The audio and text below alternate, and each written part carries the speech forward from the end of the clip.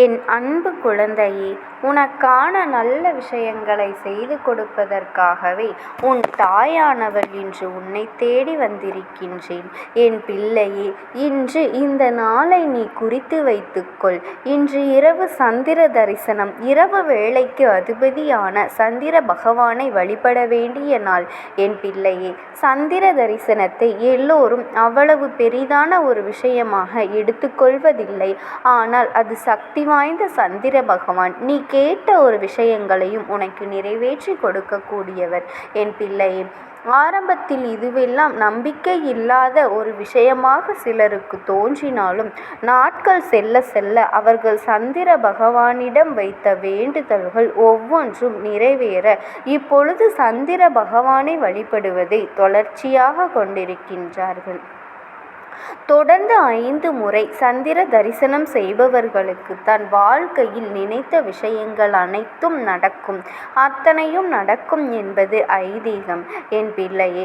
உனக்கான வேண்டுதல்கள் எல்லாம் நிறைவேறக்கூடிய இந்த நாளில் நீ சந்திர தரிசனம் செய்து உன்னுடைய மனக்கவலைகளை எல்லாம் நீக்கி உனக்குள் இருக்கின்ற குழப்பங்கள் எல்லாவற்றையும் நீக்கி என் பிள்ளை, நீ உன்னுடைய வாழ்க்கையில் ஒரு நல்ல நிலையை அடைய வேண்டும் என்பதற்காகத்தான் அம்மா உனக்கு இந்த செய்தியினை கொண்டு வந்திருக்கின்றேன் என் பிள்ளையே. நீ எப்படி இருந்தால் எனக்கென்ன என்று விட்டுவிட மாட்டேன். இந்த வாழ்க்கையில் உனக்கான ஒரு நல்ல விஷயம் நடக்கப் போகின்றது என்றால் அதை சர்வ நிச்சயமாக நீ பெற்றுக்கொள்ள வேண்டும். எக்காரணம் கொண்டும் அதை நீ இழந்துவிடக் கூடாது. இந்த வாழ்க்கை உனக்கு கொடுத்திருக்கின்ற எத்தனையோ விஷயங்கள் சில நேரங்களில் உன்னுடைய அதிகபட்ச பிரச்சனையால் உனக்கு தெரியாமல் போய்விடுகின்றது. எப்படி செய்வது, என்ன செய்வது என்று தெரியாமல் என் பிள்ளை நீ வேதனைப்பட்ட காலங்கள் உண்டு. ஆனால் இப்பொழுது அப்படியல்ல. உன் வாழ்க்கையில் எல்லா விஷயங்களும் உன்னுடைய புத்திக்கு எட்டிதான் நடக்கின்றது. நீ நினைத்தால் எதை வேண்டுமானாலும் எப்படி வேண்டுமானாலும் மாற்றிவிடலாம். அதனால் இனி எந்த ஒரு விஷயத்திலும் தயக்கம் காட்டாமல் உன் வாழ்க்கையில் உனக்கு நடக்கின்ற ஒவ்வொரு விஷயங்களையும் சரியாக செய்து உனக்கான நன்மைகளை நீ தொடர்ச்சியாக பெற்றுக்கொள்ள வேண்டும். அந்த வகையில் இன்று சந்திர பகவானின் முன்னிலையில் நீ 1 ரூபாய் நாணயத்தை வைத்து உன் தலையை சுற்றிவிட்டு நான் சொல்கின்ற ஒரு இடத்தில் போட்டுவிடு. நிச்சயமாக நம்ப முடியாத பல அதிசயங்கள் உன் வாழ்க்கையில் தொடர்ச்சியாக நடக்கும் என் பிள்ளையே. ஆசைப்பட்டு கேட்ட விஷயங்கள் ஒவ்வொன்றும் உன் கைகளில் வந்து சேரும். பொதுவாகவே இரவு நேரத்தில் சந்திர பகவானை தரிசனம் செய்யும் பொழுது அந்த நேரம் உன் மனதில் இருக்கின்ற குழப்பங்கள் மட்டுமல்ல, பெண்களுக்கு மாங்கல்ய பலன் அதிகரிக்கும், திருமண தடைகள் நீங்கும், அதுபோல மனக்குழப்பங்கள் எல்லாம் நீங்கும்.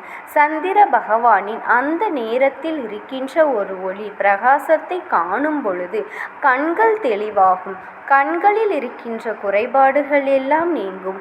இதுவெல்லாம் நாம் சொல்லும் பொழுது உன்னால் நம்ப முடியாது. ஆனால் சரியாக இதை நீ பின்பற்றினால் உனக்கே நல்ல மாற்றங்கள் தெரியும். நிச்சயமாக உனக்கு நல்ல பலன் கிடைக்கும். அம்மா சொல்வது எந்த அளவிற்கு உண்மையான விஷயம் என்பதனை என் குழந்தை நீ நிச்சயமாக புரிந்து கொள்வாய். இத்தனை காலமும் இந்த வாழ்க்கையில் உனக்கு கிடைத்த பல நல்ல விஷயங்களும் இதுவும் ஒன்று என்று முதலில் புரிந்து கொள்.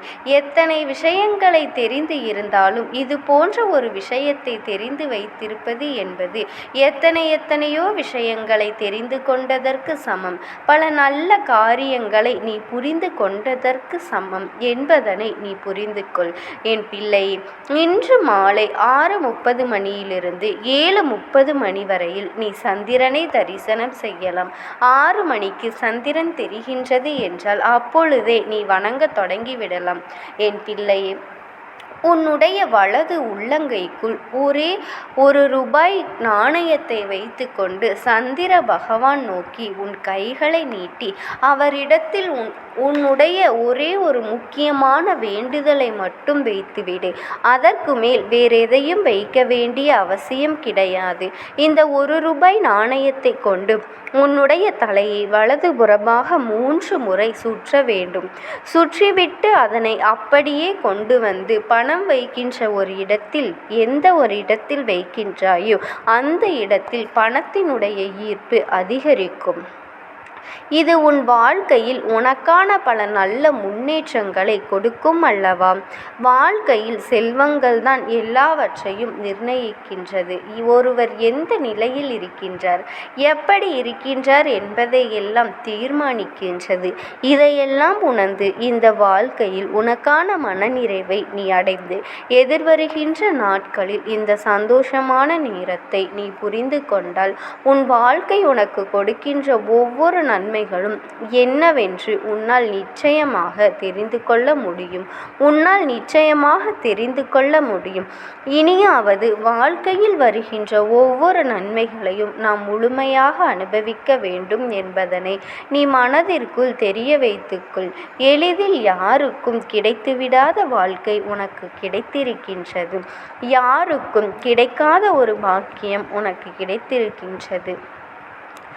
தெய்வம் உன்னை தேடி வந்து உனக்கான நல்ல வாக்கினை தந்து கொண்டு இருக்கின்றது என்பதனை இந்த வாழ்க்கையில் உனக்கு கிடைத்த மிகப்பெரிய ஆறுதல் தான். இந்த ஆறுதலை நீ ஒரு நாளும் கைவிட்டு விடாமல், இந்த வாழ்க்கையில் உனக்கு கிடைத்த சந்தோஷங்களையும் விட்டு விடாமல் மனமகிழ்ச்சியோடு வாழ வேண்டும். இதுபோல் கையில் தண்ணீரை வைத்து கொண்டு சந்திர பகவானை நீ வழிபடலாம். அது 3ஆம் பிறை தரிசனத்திலும் செய்யலாம், முழு பௌர்ணமியிலும் செய்யலாம். என் பிள்ளையே, நிச்சயமாக இந்த வாழ்க்கை எப்பொழுது சொல்லி இருக்கின்ற இந்த ஒரு விஷயம், இந்த பிரபஞ்சம் உன்னிடத்தில் கூற முயற்சிக்கின்ற ஒரு விஷயம், சந்திர பகவானின் அருளால் உன் வாழ்க்கையில் நிறைவேற வேண்டிய விஷயங்கள் நிறைய இருக்கின்றது. அதை நீ தவற விட்டுவிடாமல் நிறைவேற்றி கொள்ள வேண்டும் என்பதுதான் நான் சொன்னது. உன் வாழ்க்கையின் உச்சபட்ச நிலையை அடைவதற்காக மட்டுமல்ல, நீ இந்த நிலையிலிருந்து மீண்டு அடுத்த நிலைக்கு செல்ல வேண்டும் என்பதற்காகத்தான். ஓரிடத்தில் அப்படியே தேங்கி விட்டோமேயானால் நம்மை சுற்றி நடப்பது எல்லாம் என்னவென்று நமக்கு தெரியாமல் போய்விடும். அடுத்த கட்டத்தை நோக்கி நகர வேண்டும். அடுத்தது என்னவென்று யோசிக்க வேண்டும். என்ன நடந்தால் நம் வாழ்க்கையில் நல்ல மாற்றங்கள் ஏற்படும் என்பதனை சிந்திக்க வேண்டும். என் பிள்ளைக்கு உன்னுடைய முயற்சி, உன்னுடைய உழைப்பு, நீ அடைய நினைக்கின்ற ஆர்வங்கள், உன் மனதில் இருக்கின்ற வேண்டுதல்கள் என்று எல்லாம் எப்படி சரியாக இருக்கின்றதோ அவை எல்லாமே நிச்சயமாக உன்னுடைய வாழ்க்கையில் நீ எதிர்பார்த்ததை விட ஒரு சிறப்பான ஒரு நல்ல நிலையை கொடுக்க வேண்டும் என்றால் நீ இவை எல்லாவற்றோடும் சேர்ந்து தெய்வத்தையும் வணங்க வேண்டும். ஏனென்றால் எங்கே உழைப்பும் முயற்சியும் சரியாக இருக்கின்றதோ, உண்மையும் நேர்மையும் சரியாக இருக்கின்றதோ, அங்கே தீய சக்திகள் உன்னை வாழவிடாமல் தடுத்து நிறுத்தும். அந்த இடத்தில் இந்த தெய்வத்தினுடைய துணையும் உனக்கு இருந்துவிட்டது என்றால் நீ நினைத்ததை விட சிறப்பாக எல்லாமே நடந்துவிடும். எல்லோருக்கும் எல்லாமும் கிடைத்துவிடும். யாரும் யார் வாழ்க்கையிலும் தலையிட முடியாது. அந்த அளவிற்கு நல்லதொரு மாற்றங்கள் ஏற்படும். அதற்காக உனக்கு மனதில் இருக்கின்ற எண்ணங்களோடு தெய்வத்தையும் வணங்கி உன்னுடைய வேண்டுதல்களை சரியாக நீ நிறைவேற்றி கொண்டுவிட வேண்டும். என் பிள்ளையே, இந்த நாளில் உனக்கு கிடைத்திருக்கின்ற இந்த செய்தி பேரதிர்ஷ்ட செய்தி என்று முதலில் நீ மறக்கக்கூடாது.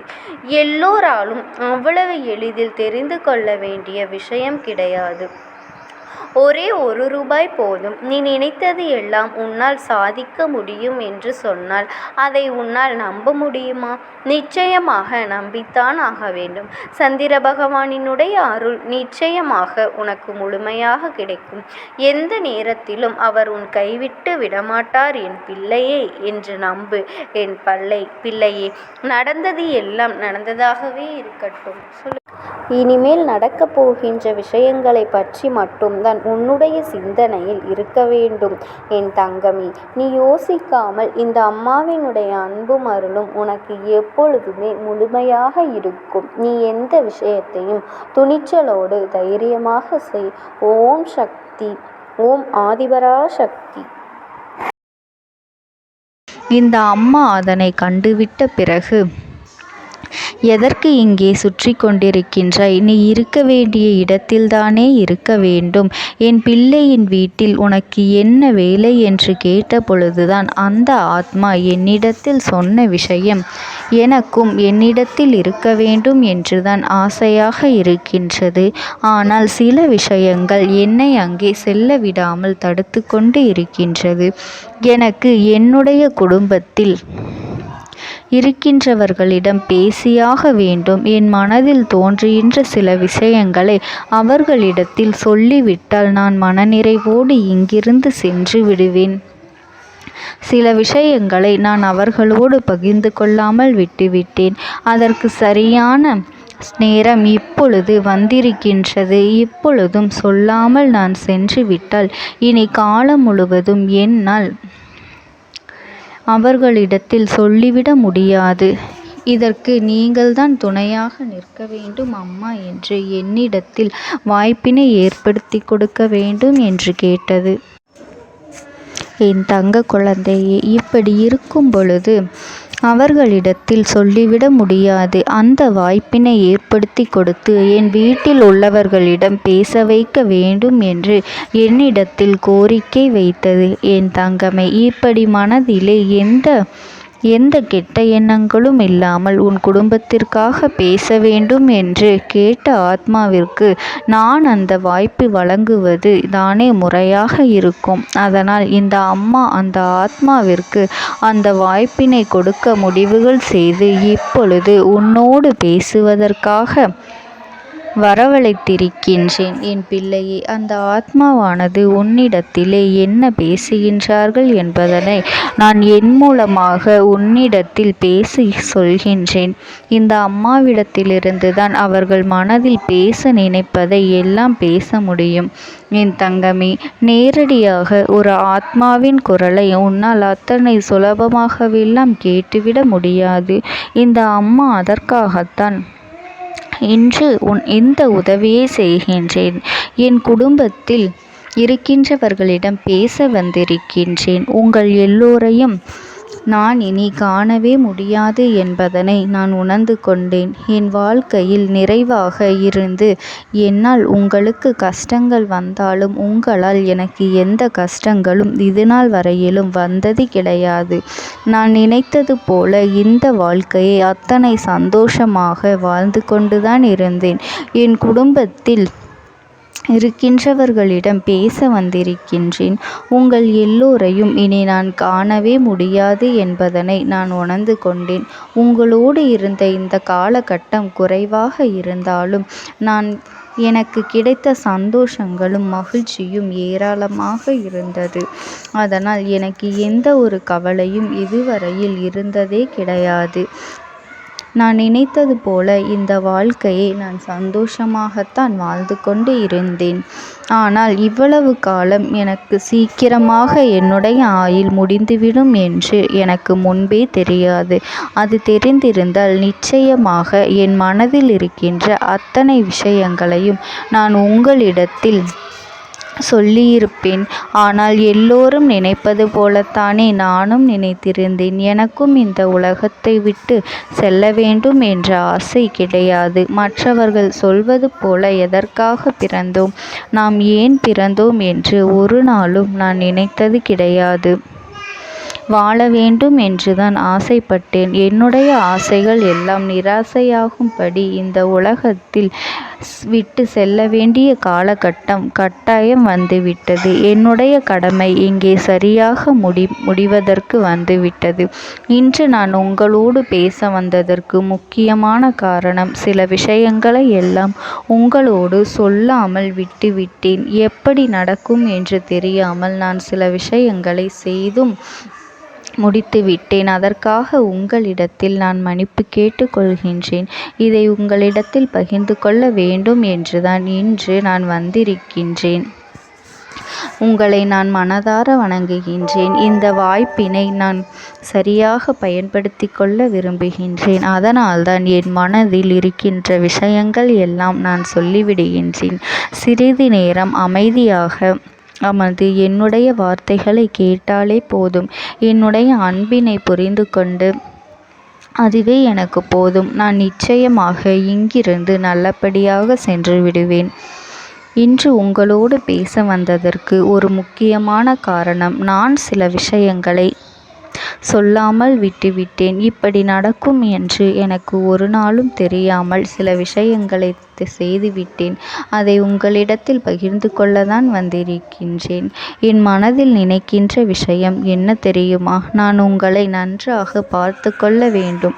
உங்களின் ஆசைகளை எல்லாம் நிறைவேற்றி கொடுக்க வேண்டும். உங்கள் வாழ்க்கையில் நடத்தி கொடுக்க முடியாமல் போனாலும் இனிமேல் அதையெல்லாம் நடத்தி கொடுக்க வேண்டும் என்று ஆசைப்பட்டு என்னால் ஆன முயற்சிகளை எல்லாமே செய்து கொண்டிருந்தேன். ஆனால் முழுமையான பலன்களை கொடுப்பதற்கு முன்பாகவே இது போன்று நடந்துவிட்டது. அதனால் நான் ஏதேனும் குற்றம் குறைகள் செய்திருந்தாலும், ஏதேனும் உங்களுக்கு மனதிற்குள் கஷ்டத்தை தந்திருந்தாலும் என்னை மன்னித்து விடுங்கள். நான் எப்பொழுதும் உங்கள் மீது உண்மையான அன்பினைத்தான் வைத்து கொண்டிருக்கின்றேன். நான் ஒரு நாளும் மனதில் ஒன்றும் வெளியில் ஒன்றுமாக ஒரு நாளும் நான் நடந்து கொண்டது இல்லை. அதனால் என்னவோ என்னுடைய குணங்கள் சிலருக்கு இங்கே பிடிப்பதே இல்லை. எதுவாக இருந்தாலும் என்னோடு இருக்கின்ற என் குடும்பத்திற்கு தெரியும் அல்லவா நான் யார், என்னுடைய அன்பு எப்படிப்பட்டது என்று. அதனால் என்னுடைய அன்பினை முழுமையாக உணர்ந்து கொள்ள வேண்டும் என்று அதனை இங்கிருந்து ஏற்றுக்கொள்ளவே முடியாத ஒரு விஷயமாகத்தான் இருந்தது. நானும் அங்கும் அங்கும் ஓடி ஓடி மீண்டும் என்னுடைய உயிரை மீட்டெடுத்து விடலாம் என்றுதான் முயற்சி செய்தேன். ஆனால் அப்பொழுது என்னால் அதையெல்லாம் செய்ய முடியவில்லை. உயிரற்ற உடலாக இங்கே நின்று கொண்டிருக்கின்றேன். நாட்கள் செல்ல செல்ல இதை எனக்கு ஏற்றுக்கொள்ள பழகிவிட்டது. இனிமேல் இதுதான் என்னுடைய உலகம். மீண்டும் அங்கே செல்ல முடியாது என்பதனை நான் புரிந்து கொண்டேன். செல்ல முடியாவிட்டாலும் ஆத்மா என்று ஆன பிறகு என்னுடைய உலகத்தில் இருந்தால்தான் எனக்கு சந்தோஷம். மீண்டும் மனித வாழ்க்கைக்குள் என்னால் நுழைந்துவிட முடியாது. எனக்காக இத்தனை காலமும் அன்போடு பழகி எனக்கு எல்லாம் செய்த உங்களுக்கு நான் சொல்கின்ற விஷயம் ஒன்றுதான். நடந்தது எல்லாம் நடந்துவிட்டது. நடந்த விதையை யாராலும் இனி மாற்ற முடியாது. இனி நான் உங்களோடு இருக்க வேண்டும் என்று நினைத்தால் கூட அது நடக்காது. அதனால் இந்த வாழ்க்கையில் நீங்கள் நல்லபடியாக வாழ்ந்து சந்தோஷமாக இருக்க வேண்டும் என்றுதான் அந்த ஆத்மா மனது வேதனைப்பட்டு உன்னோடு பேசுகின்றது. என் தங்க குழந்தையே, யார் உன்னை விட்டு சென்றாலும் இந்த தாயானவளினுடைய அன்பும் ஆசீர்வாதங்களும் உனக்கு என்றென்றைக்குமே முழுமையாக கிடைத்து கொண்டே இருக்கும். அதனால் நீ எதை நினைத்தும் கவலைப்படாதே. உனக்காக எப்பொழுதும் நான் இருந்து கொண்டே இருப்பேன். ஓம் சக்தி. ஓம் ஆதிபரா சக்தி. உனக்கான நல்ல விஷயங்களை செய்து கொடுப்பதற்காகவே உன் தாயானவள் இன்று உன்னை தேடி வந்திருக்கின்றேன். என் தங்கமே, இன்று நான் உன் அம்மா மனமகிழ்ச்சியில் வந்திருக்கின்றேன். என் பிள்ளையே, எப்பொழுது இந்த அம்மாவினுடைய வாக்கினை நீ கேட்கின்றாயோ அப்பொழுதிலிருந்து எண்ணி 5வது நாள் உன் வாழ்க்கையை புரட்டி போடுகின்ற நிகழ்வு ஒன்றினை நான் நடத்தி கொடுக்க போகின்றேன். உன் வாழ்க்கையில் நடந்து கொண்டிருக்கின்ற ஒரு அதிமுக்கியமான பிரச்சனையை நான் முடித்து கொடுக்க வந்திருக்கின்றேன். என் பிள்ளையே, இந்த அம்மாவினுடைய வாக்கினை முழுமையாக கேட்டுவிட்டால் நிச்சயமாக என் பிள்ளை நீ மனமகிழ்ச்சி அடையத்தான் செய்வாய். உன்னுடைய மனதிற்குள் இருக்கின்ற ஒவ்வொரு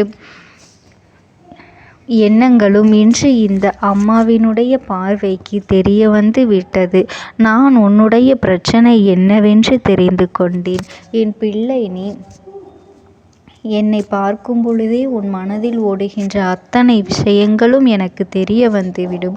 அதை இப்பொழுது என் பிள்ளை நீ சரியாக செய்துவிட்டாய். ஆனால் இந்த அம்மாவினை கண்டு கண்கலங்கி நின்றாய் அல்லவா? அம்மா உன்னைத்தானே எல்லாமுமாக நீ நம்பியிருக்கின்றேன். அப்படி இருக்கும் பொழுது இன்று எனக்கு இந்த கஷ்டத்திலிருந்து நீ விடுதலை கொடுக்க மாட்டாயா என்று என் பிள்ளை நீ என்னை பார்த்து கேட்கின்ற விஷயத்திற்குத்தான் நான் முடிவினை கட்டப் போகின்றேன். இன்னமும் சுருக்கமாக உனக்கு சொல்ல வேண்டும் என்றால், உன்னுடைய பிடிவாதம் இந்த அம்மாவினிடத்தில் ஜெயித்து விட்டது என்பதுதான் உண்மை. என் குழந்தைக்கு எந்த ஒரு விஷயம் வேண்டும் என்று அடம்பிடித்து இத்தனை காலமும் நீ நின்று கொண்டிருந்தாயோ, அந்த ஒரு விஷயத்திலிருந்து உன் அம்மா நான் உனக்கு விடுதலையை கொடுக்க வேண்டும் என்று என் முன்னால் கதறி அழுதாயோ, அந்த விஷயத்தை இன்று உனக்கு நான் முடித்து வைக்கின்றேன். என் பிள்ளையே, சுற்றி இருக்கின்ற உறவுகளையெல்லாம் நம்புவதை விட்டுவிட்டு சற்று விலகி நிற்பதுதான் எல்லோருக்குமே நல்லது. ஏனென்றால் யாருடைய குணம் எப்பொழுது எப்படி மாறும் என்று யாராலும் கணித்துவிட முடியாது. ஒருவரிடத்தில் நல்லபடியாக பேசிக்கொண்டு வந்திருப்பாயானால் அவர்கள் மனதிற்குள் என்ன இருக்கின்றது என்று உன்னால் ஒரு பொழுதும் தெரிந்து கொள்ள முடியாது. அவர்களுக்குள் 1000 விஷயங்கள் ஓடும். உனக்கு செய்து தருவேன் என்று வாக்குறுதியை கொடுப்பார்கள். ஆனால் அதன் பிறகு பார்த்தாயானால் ஒரு நிமிடம் கூட யோசிக்காமல் சற்றென்று இவர்களுக்கு முடியாது என்று சொல்லிவிடுவார்கள். மனதிற்குள் அவர்கள் நினைப்பது, நீ சொல்வதை சொல்லிவிட்டு போ, நான் எதற்காக உனக்கு உதவி செய்ய வேண்டும் என்று எண்ணிக்கொண்டிருப்பார்கள். இது போன்ற போலிகள் அதிகமாக நிறைந்து இருக்கின்ற இந்த உலகத்தில் ஒரு விஷயத்திற்காக என் பிள்ளை நீ ஆசைப்படுகின்றாய் என்றால் அதை மிகவும் நான் கவனத்தோடு புரிந்து கொண்டு உன் வாழ்க்கைக்கு அது சரியா தவறா என்று, தேவைதானா தேவையில்லையா என்று, ஒரு வேலை கிடைத்தால் உன் வாழ்க்கை தெளிவாக இருக்குமா என்றால் நான் புரிந்து கொண்டுதான் உன் அம்மா நான் உன்னிடத்திலே சொல்ல முடியும் என்பதனை புரிந்து கொள். உனக்கு எத்தனை கால தாமதங்கள் ஆகியது என்பதனை அதனை புரிந்து கொள்ள அதை உன்னிடத்தில் ஒப்படைக்க வந்ததற்கு காரணம், பல அதிசக்தி வாய்ந்த பூஜைகளாலும் தெய்வங்களை நீ தொடர்ந்து வணங்கி கொண்டிருப்பதாலும் மட்டும்தான். உன் வேண்டுதல்கள் உச்சத்தை தொட்டுவிட்டு